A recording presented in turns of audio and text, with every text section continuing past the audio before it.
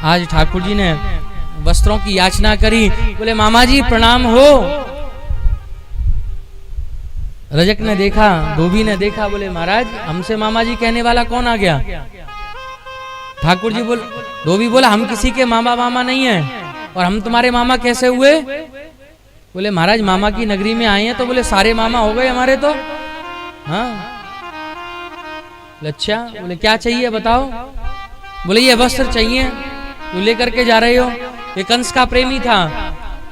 धोबी बोला महाराज कंस के वस्त्र हैं, तुमने ऐसे वस्त्र देखे उनाए होंगे, काम करो अपना रास्ता देखो।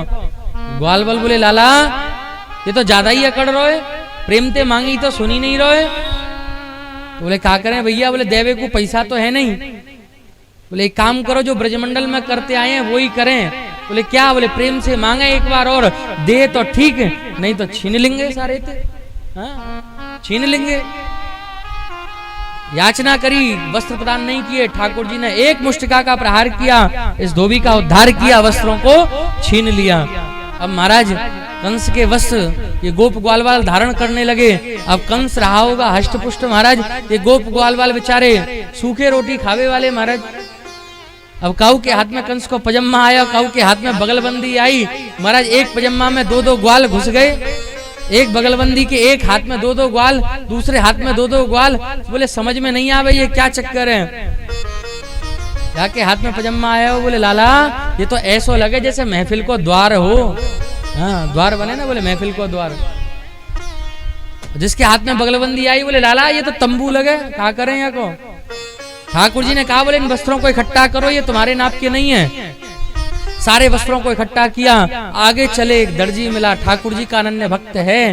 इस दर्जी ने ठाकुर जी को वस्त्रों की काट छांट करके महाराज वस्त्र धारण कराए, ग्वालवालों को वस्त्र धारण कराए। ठाकुर जी ने इसके ऊपर कृपा करी है। राशि वस्त्र धारण करके गोप ग्वालवाल आगे बढ़े महाराज बड़े भाव से। आज ब्रजवासियों ने कहा बोले लाला वस्त्र तो धारण कर लिए, लेकिन ये खाली खाली गले अच्छे नहीं लगे। बोले कहाँ ते लाऊं तुमको? हाँ मोतियन माल कंठा हार कहाँ ते लाऊं? ग्वालवाल बोले लाला मोतिन की माला नहीं मिले, कंठा नहीं मिले, कोई बात नहीं, कम से कम मोतिन की माला तो मिल जाए। और मोतिन की माला नहीं मिले तो कम से कम पुष्पन के हार तो मिले। बोले ठीक है आगे बढ़ो। आगे एक माली मिला, ये भी ठाकुर जी का अनन्य भक्त है। ठाकुर जी ने माला की याचना करी, इस माली ने ठाकुर जी को गोप ग्वालवालों को माला धारण कराई। ठाकुर जी ने इसके ऊपर भी कृपा करी है। और जैसे ही आगे बढ़े बोले लाला देख वस्त्र धारण कर लिए, माला पहन लीनी, लेकिन ये खाली खाली माथे अच्छे नहीं लगे। बोले अब क्या विचार है? बोले कम से कम चंदन तो लगे ना।